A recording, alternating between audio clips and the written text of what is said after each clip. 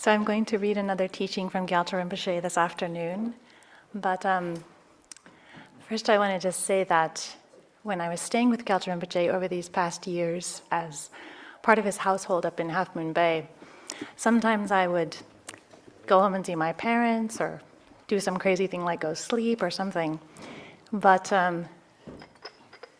whenever I was driving back, when you come up the driveway in Half Moon Bay, the first thing you see is Rinpoche's bedroom, because it's on that end of the house as you approach.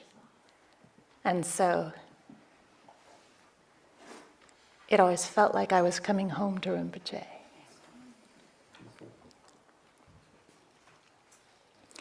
And over this past week, practicing with all of you, it felt like I was coming home to Rinpoche in the Sangha.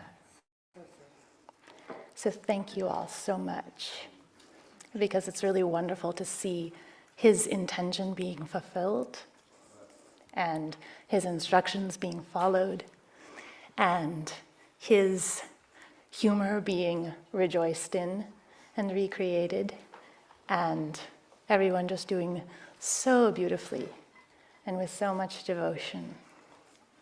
So that has been such a joy and an honor for me. So thank you all. And I realized we have representatives here in person and on Zoom from all 5 of Rinpoche's West Coast centers.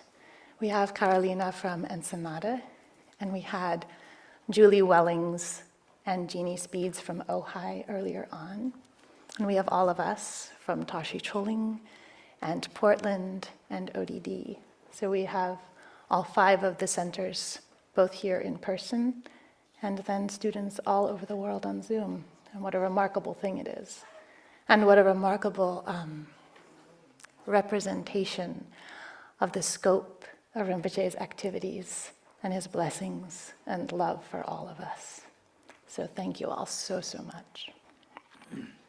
So this was a message to the Avocado Sangha of Ojai, or Ojai, as Rinpoche called it, which, if you've ever seen the word written, makes plenty of sense. And if you've ever been there and seen the orange groves, makes even more sense.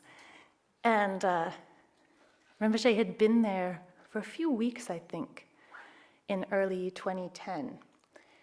And so this was his concluding loving harangue before we went back to Half Moon Bay.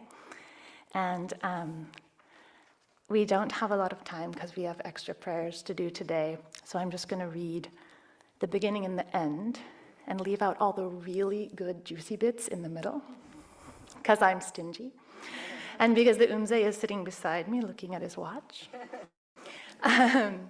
But this teaching and the one that was read on the first day will both be sent out as part of our ongoing archive series on email. So you'll receive both of the teachings in their entirety when somebody's done editing them. So some of us have some homework to do. So this was Rinpoche, his farewell teaching at the end of his visit in 2010. I want to thank everyone for coming to Osel Ningpo Dharma Center with such interest and joy in the Dharma during my stay here in Ojai. I have been very happy here and rejoice to see such enthusiasm for the Dharma. Thank you all. However, I don't know how to teach the Dharma to you properly. I actually don't know much of anything at all. You are making a big deal of me, taking such good care of me, which I enjoy, and thank you. But I don't have any qualities worth making a big deal about. You do know this. You are actually the ones with the qualities. But in your kindness, you are making a fuss over someone without any qualities, treating someone like myself as if I had some. You are very kind. Thank you. But you all need to study Ngundro and think about it. Think about the simple things, the little things. For example, this Dharma Center's name is Osel Ningpo. Think about that name. Osel means clear light, and Ningpo means essence. Whose clear light essence does this name refer to? This is not the clear light essence of dirt or stones or anything made of the four elements. This is referring to the clear light essence that we all can learn about, come to know, and recognize by hearing, contemplating, and meditating on the Dharma, because this is the clear light essence of our own minds. The essence of all things is Osa Ningpo, which is the Buddha nature. This you know. Please think about it carefully and thoroughly. You have a precious human rebirth, and so you have the capacity and opportunity to come to understand Osa Ningpo, the essence of clear light, which is ultimate truth. You have the chance to cultivate faith in the three jewels and to attain the ultimate essence of clear light. I myself don't have any understanding of this, but you should keep it in your mind always. Examine what is and what is not Osa Ningpo. Hatred, desire, and ignorance are the three poisons. They are not Osa Ningpo. The five wisdoms, they are Osa Ningpo. Osa Ningpo is your name. In fact, we have both the name essence of clear light, and we also have the essence of clear light itself. We should conduct ourselves accordingly. Please, as much as possible, do not ignore your essence of clear light. How do we not ignore it? By study, contemplation, and meditation on the teachings. The teachings of the Buddha are inconceivable. The Dharma is vast, and its divisions and branches would fill thousands of volumes of text if written down. Our lives are not long enough to study all of them. But as we are followers of the Buddha, we should learn as much as we can about the qualities of the Buddha's enlightened body, speech, mind, qualities, and activities. Osa Ningpo is the synthesis of all of these qualities. Do you have the Osa Ningpo, the essence of clear light, or not? Look and see for yourself. Your own Osa Ningpo is the synthesis, the essence of the 84,000 divisions of the Buddha's teaching and all the inconceivable pith instructions of all the lamas. Are the Buddha and the Dharma the same or different? Is the Dharma the Buddha's speech? Who are the Sangha? Are you? Do you have Osa Ningpo or not? Each of the teachers in the foundational vehicle and the great vehicle, all the masters of Sutra and Tantra, all of the Sangha, all who have faith in the Dharma, are they holders of Osa Ningpo or not? Examine. Does each person have the essence of clear light? Ask yourself these kinds of questions. The most simple and most basic things, ask yourself about them. That is how you will learn. That is how you will come to appreciate the qualities of all the Buddhas. If you consider yourself a Buddhist, then your teacher is Buddha Shakyamuni. All the qualities of the enlightened body, speech, mind, qualities, and activities of Buddha Shakyamuni himself are embodied by the three jewels. Study and learn about those qualities. Regarding one's Dharma friends, it doesn't matter if they are male or female, great or low, old or young, rich or poor. All are human and all have this same nature. Whatever Dharma tradition they are practicing, if they have taken refuge in the three jewels, then they are on the path of Buddhism. If someone has not taken refuge in the three jewels, then they are not a Buddhist. It is really very simple. Regarding this Buddha, Dharma, and Sangha that we take as our objects of refuge, these three jewels, or literally the three rare supreme in Tibetan, what are they? Why are they rare? They are rare because you can't get them from sticks and stones, from earth or rocks or any material thing. Among what is rare are many different kinds of gemstones, but these three jewels are supreme, the best of all. You have them, we have them, all of us sentient beings have them. However, in our ignorance, we have covered over our three-jewel nature. We have made a big mess called samsara, and we think we don't know how to clean it up. You do know how to clean up your mind. what to abandon and what to pursue. If you conduct yourself as you know is correct and do what is right, naturally you will stop being overwhelmed by your mental afflictions and negative emotions, slowly, slowly. Learn and contemplate what to eliminate and what to embrace, slowly, slowly, and practice doing it slowly, slowly. If you want to do retreat, really, that is retreat. That is Shedra, college, and Druptra, practice, too. There is no other fancy path to practice. To understand this path and bring its meaning into your mind, first, slowly come to recognize your own suffering. How? First, see that you are suffering. What is the nature of that suffering? Where does our suffering come from? Actually, we are creating harm, and so we suffer. It isn't that our suffering is harming us and we are its victims. We grasp to objects. We hold to fabrications. We hold what is not truly existent to be truly existent. We take what is untrue to be true, what is unreal to be real. And who creates this world of delusion for us? We create it ourselves. We are tireless slaves to our dualistic confusion, and under its command, we each build our own samsara. We each construct our own bardo. All 6 realms of existence, the hells, hungry spirit realms, animal realms, and so forth, all are created not by others, but by us. How do we create these realms? We engage our 5 poisons. We apply our 3 poisons, which are attachment, aversion, and ignorance. We wield our grasping to duality. This is how we make our own samsara. You know this, of course. I myself don't know this, but you do. You have so many writings of the great teachers, books in English, Chinese, Tibetan, and other languages. Read them, check and examine for yourself. When you are reading Dharma books or hearing teachings, these aren't the Lama's own ideas. They are the teachings of the Buddha, telling us nakedly and directly what our situation is. So please study, contemplate, and meditate on these teachings so that they can be of some benefit to you. Don't just pretend.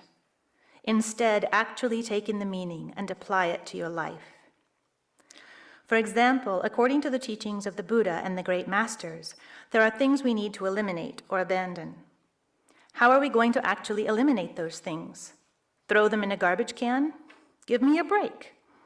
The way to eliminate negativity is to recognize it so that you don't repeat it. Likewise, how do we create the qualities we are trying to develop? The way that a carpenter builds a house? No. We need to give rise to those qualities in our minds. Each of us must develop them in our own mind streams. How can we give rise to such inconceivable qualities? We need to prepare our minds like a farmer preparing a field, throwing out rocks and enriching it with fertilizer. We go through this same process in our minds by adopting and abandoning certain behaviors as taught by our teachers. Then, when the ground is prepared, where can we get the seeds? We don't need to buy them from somebody. We don't need to borrow them. We each already have the seed. What we have, we need to recognize. We need to cherish it. Bodhicitta, the mind of enlightenment, we each have it. The qualities of enlightened mind, as described in the Great Vehicle teachings, we have those qualities. If we think we don't have those qualities, we should read and study to see if we do or not. If we didn't already have them, where could we possibly purchase them? We need to know what we have. We need to find out what we already possess. We discover what we have by first hearing, then contemplating, then meditating on the teachings. But this is to discover our nature, not to create it. The nature, you already have it. You don't need to borrow it from anyone. Considering what you have, you don't need to be angry or clinging. You don't need to be biased or prejudiced, do you? What you have is Buddha. It is enlightenment. Call it what you will, it should be cherished. Just as a fertile, well-tilled field will easily grow rice, wheat, barley, or whatever other seeds are cast upon it, So will a well-prepared mind easily let the seeds of wisdom sprout and flourish as fast as young children grow. The inconceivable qualities of the 6 perfections and of the Buddha's enlightened body, speech, mind, qualities, and activities can all grow in the field of our minds if we practice. Without error or confusion, undamaged and unbroken, not old or corrupted, perfectly fresh, that is what we have, our Buddha nature. This is what we need to recognize. This is what we need to polish. This is what we need to cherish and nurture. But polish doesn't mean to rub at it with great effort. It is already clean. It is primordially clean, because it is the pure, infinite expanse. If you know this well, this is your Sangha. This is the nature of the Sangha. This is the Dharma, all 84,000 categories. This is the seed, the essence. And the Buddha jewel, of course, it is this too. All the qualities of the Buddha's enlightened body, speech, mind, qualities, and activities are there. Please don't ignore them if you are a Buddhist. This is the nature of all sentient beings. We think that we are so clever, so smart, so learned, so erudite, but we don't even know what we possess. Not knowing what you have, that seems like the lowest kind of stupidity. In this, we are almost inhuman, almost animals. What others might have, that is good, but not our business. Our business is with what we ourselves have. Yet what we have, we waste, as bad as throwing it away. And what external things we don't have, we crave. Can we ever get satisfaction from what we don't have? I don't think so. Good luck. Our lives are short, disappearing as we watch, disappearing each moment. And so we are losing our chance. We are exhausting the merit that has given us this opportunity, the opportunity to create our own happiness, the opportunity to recognize our own face as the Buddha, by every minute running after samsara again. In fact, any good thing that comes to us, any happiness or pleasure we encounter, is only the ripening of previously accumulated merit. Whatever suffering we have is our previously created negative karma, our bad habits, the result of engaging in non-virtue. When you look at your Sangha brothers or sisters or at the lamas and think, she's wonderful, he's so good, and so forth, you don't need to be jealous or proud. In fact, the qualities that you are seeing in someone else are your own qualities also, and you can make them manifest by studying and practicing just as others have. There is no reason to envy someone else for something that you do possess. But whenever jealousy or other kinds of negativity do arise, please recognize them and don't ignore them. On the other hand, although we possess these qualities, we also each have reason to be completely ashamed of ourselves. If we think about it, we each should be squirming with embarrassment because we have buried the precious wish-fulfilling jewel that we possess, the Buddha nature.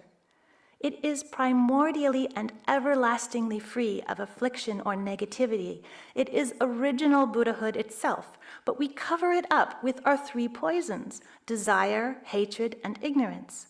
This is really the greatest shame. This is a real cause for chagrin. But we are shameless.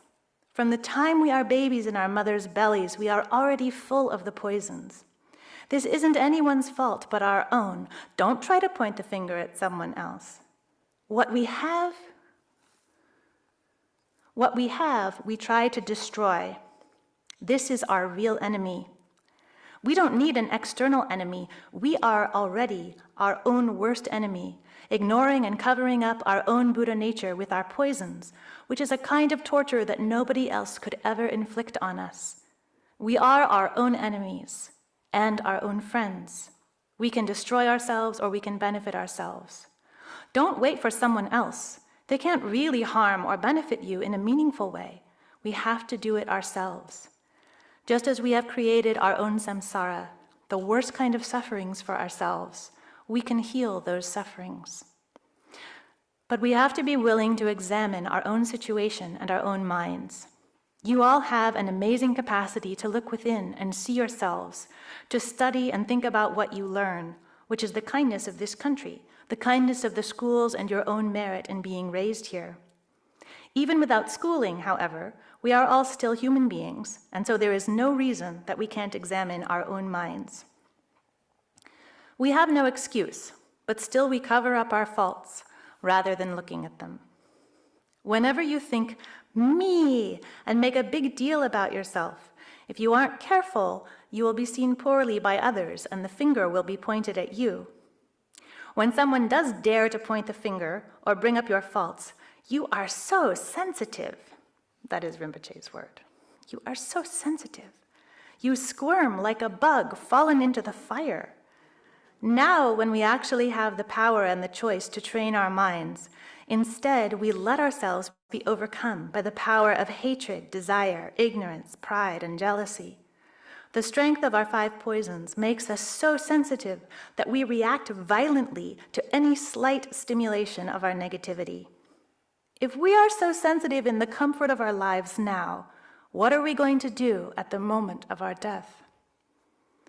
If we study and contemplate the Buddha's teachings and train our minds in Dharma, we will slowly become less oversensitive, and our minds will turn ever more to virtue. So drop the sensitive, which is nothing more than our 3 poisons. Drop it as much as you can. How do we let go of our poisons? First, we have to look at them. Look for yourself. What is desire? It is not something primordial, something that has always existed, or something that is true. Look at its nature. Its nature is discriminating wisdom. The nature of each of the 5 poisons is nothing other than the 5 wisdoms. You can read in books about how this is so. I don't really know, and so I can't explain it.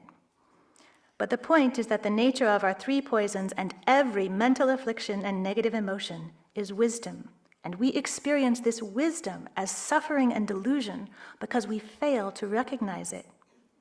However, its nature never changes from being wisdom, which we can refer to as the 5 wisdoms or the 5 Buddha families. Those aren't bad, are they? Then let them be. They are already pure in their nature, so we don't need to try to increase them or reduce them. So let them be. Naturally and primordially, all things don't inherently exist. They are like mist. As you begin to understand the empty nature of things, your poisons will decrease.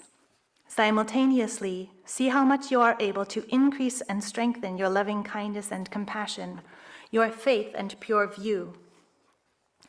For this Dharma Center, in order to bring great lamas here, not some funky old guy like me who doesn't know anything, but great masters like Yangtang Tulku Rinpoche, the most important thing is to be harmonious and work together. Don't be arrogant and think that you're the best, or point out to others how wonderful you are. And don't gossip and say that so-and-so is so bad or other negative things that you have heard or observed. And don't be sensitive either. Everyone is the same, and everyone at the Dharma Center is trying to accomplish the same thing. Like brothers and sisters with the same parents, we all share the same lineage and look to the same teachers, such as His Holiness Parinirvana Rinpoche, His Holiness Dudjom Rinpoche, and many other lamas, whose kindness is like a great wish-fulfilling tree of bodhicitta that spreads over us all. Therefore, come together and help and support one another. If you have the chance to go up to Organ Dorje Den, to Tashi Choling, to Ensenada, or to the center in Portland, go there sometimes. You are all the same Sangha, the same family. These are all your Dharma centers. All of the teachers at these centers are there for you. They are there to answer your questions, so have no hesitation in asking them.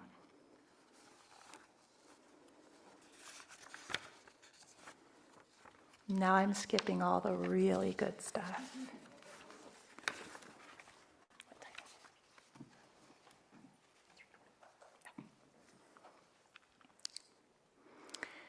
If you recognize what the 3 jewels really are, you will naturally guard and protect your nature. If you trust them 100%, You will take heartfelt refuge in them and thus stop deceiving yourselves. You will stop harming yourselves. But you don't look at your own nature. If you look and see, your own nature is the real jewel of the Buddha, of the Dharma, and of the Sangha. None surpasses that. You talk about Lama, Yidam, Dakini, the three roots. They are all you. When we supplicate the three jewels and request that siddhis be granted, we are supplicating our own nature as the jewel of the Buddha, the jewel of the Dharma, and the jewel of the Sangha, the jewel of the Lama. Since they are the ones we supplicate, we can know that these jewels are the basis for our accumulation of merit, for our purification of negativity. When we gather as a Sangha, we gather to accumulate virtue. The jewel of the Sangha is a powerful means by which to create virtue and merit. The Sangha is a powerful means by which to purify negativity. There is nothing greater to rely on if these are your aims. The Sangha means those who are interested in virtue. It can also be explained as the noble Sangha, those realized bodhisattvas on the bhumis. So Sangha can be explained as different kinds of groups, ordinary individuals on the path, or bodhisattvas. But whatever the explanation, those who are Sangha are the ones who are virtuous and try to act with virtue, with really real virtue. So try to be authentic Sangha, acting with virtue as much as you can and to the best of your understanding, and always trying to accumulate merit and purify your obscurations. Please come together and pool your collective qualities and help each other. When you gather, you do have the supports of enlightened body, speech, and mind, such as statues, stupas, tankas, and so forth. When you see them, call to mind their meaning. Remember the qualities of enlightenment that the statues and so forth represent. Those qualities are your own qualities. Each of us has these. We need to understand that. As a Sangha, help each other. Gather the qualities and wisdom that you have collectively. What qualities or knowledge you have, humbly share it with each other. You have an American tradition of needing a place to meet. I just come from a beggar's lineage, so I don't have this tradition. But since you do, you need a place. Therefore, to help yourselves develop as a Sangha, please help this old lady, Sandra. Sandra Bennett owned the house which the Avocado Sangha met in for many, many years. At this time, there was some question about whether they could keep the house or it needed to be sold. And Rinpoche had talked about that and taught about that when he was there. To help yourselves develop as a Sangha, please help this old lady, Sandra. Old ladies talk a lot, because that is their nature. But how can you get angry at them? If you get angry, you are showing your own fault. But we never want to see our own faults. We want to blame someone else because we are upset. We are so reluctant to look at our own faults and errors, but when it comes to seeing faults in others, we have endless diligence and enthusiasm. Think about that.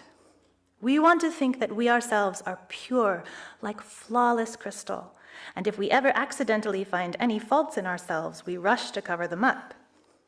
If you are beautiful, you check yourself in the mirror to see if anything is out of place. Likewise, we can check ourselves in the mirror of the teachings, such as the instructions on practicing the 6 perfections. And by hearing and contemplating and looking within, we will see if we have faults. Please do just this. Then your practice will grow and improve. Look for yourself at the supports for practice that you have. If you want to accomplish virtue, you need a place to do it. If you want to practice, you need a practice place.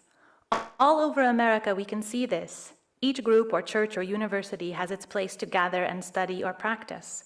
You aren't some large organization or a mega church. You just need a place to come together and practice. This old lady has provided that place. She has been able to do that thus far, but she might not be able to much longer. Think about that and help her as much as you can. And if she does lose this house, are you all going to give up? No. Don't give up your Dharma. Study, contemplate, and meditate as much as you can. As Buddhists, you are trying to accumulate virtue.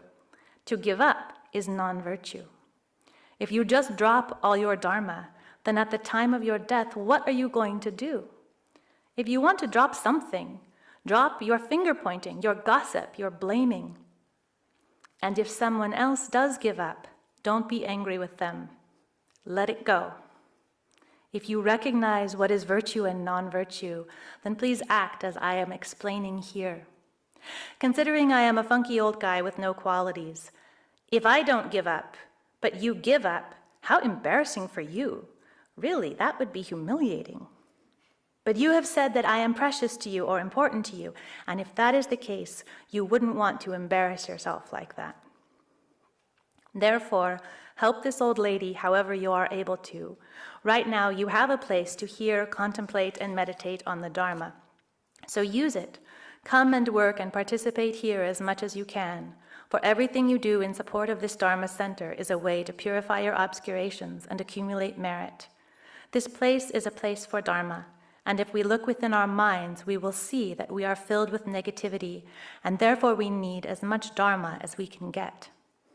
The Lamas gave us Dharma centers, not for their own glorification, but as a place for us, their students, to do our work of Dharma. The whole center and the activities associated with it are therefore so many skillful methods by which we can accumulate merit and purify our obscurations. We can look within our own minds and see if we need these things. Do we need to gather merit? Do we have negativity that needs to be purified? Don't take my word for it. I can't see what is in your mind. But you do know yourself. If you look and see that you do need to tame your mind, then having a Dharma center is a wonderful support for that. And all the work you do at it and for it will bring about purification and the gathering of merit. However, usually we don't think this way. Usually we ignore the inner work that we need to do, and we treat the Dharma center as an ordinary place and the work we do there as ordinary work. Approaching Dharma as ordinary, we whine and complain and run our normal samsaric trips and ruin whatever merit we are creating. Just come and practice nicely and work humbly with everyone, and at the end, dedicate all your virtue. Every time you are able to come here or participate in some way, recognize that this isn't a favor you are doing for someone else. This is an opportunity for you to practice Dharma. This is how we are meant to interact with the Dharma center. That is what all the great lamas intended this place to be used for when they established and blessed it so many times. But instead, we get caught up in our ordinary complaining mindset, thinking, I am working so hard, I am so special, I am so self-sacrificing for the center. I do so much more than he does or she does. They don't appreciate me. Alternately congratulating ourselves and whining like this, we destroy what good we have done. With regard to others also, we are always wanting to blame them. We say it is his fault or her fault. Really, this is one of our strongest habits, one of our solid American traditions. I think that of the more than 200 centers started by His Holiness the Karmapa, almost all of them have gone down under the weight of his fault, her fault. Really, it was each person's own fault for not understanding what a Dharma center is and what amazing potential for virtue it holds. It was because each person didn't have the merit. That is why those Dharma centers fell apart. But we have the opportunity to make that kind of merit here. We need to recognize and use it as our opportunity to care for it, support it, and look after it as much as we can. The Dharma center is not just one or two people's responsibility, not just one or two people's job. It is anyone's job who needs to purify their own negativity, who needs to accumulate merit, who recognizes that the Dharma is so precious. There isn't a certain group that is the Sangha.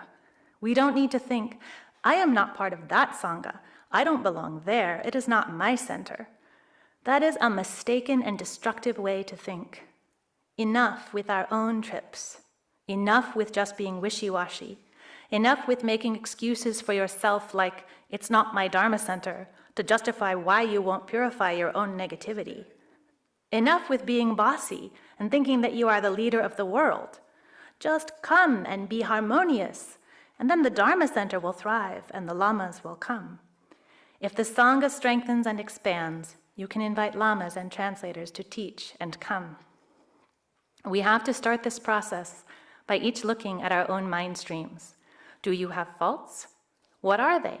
If you have faults, do you need to eliminate them or enhance them? To practice properly and effectively, you don't need to be a brilliant scholar. You do need honesty. You do need trust. You do need faith.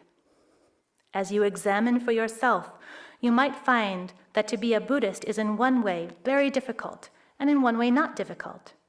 It is not difficult because the qualities that you are trying to cultivate, you already have. Knowing the qualities of the Buddha's enlightened body, speech, mind, qualities and activities, how can you get them? Who has them? Do you need to buy them from someone or mine them out of the earth or cheat someone to get them? No. You won't get them out of the earth or from the top of a crag. You can't find them that way. Well, is it hopeless then? Are those qualities denied us forever? No. Each of you already has those qualities. You are already the richest. You already have the greatest hope. All sentient beings have those qualities. You are all like brother and sister, so support each other and help bring one another's qualities to blossom. Because of your connection, if the wisdom of one of you increases, then it benefits all. If others recognize that quality, they should rejoice. We should notice our own faults and others' qualities, and not point the finger at others' faults and make much of our own qualities. Instead, look with clear and honest eyes and see what you can see. Where you see your faults, you can eliminate them. Where you see your qualities, rejoice and work to maintain and improve them. There is no reason for either despair or arrogance. And so thank you all for a wonderful visit. Please practice, study, try, and help each other. Tashi Delek.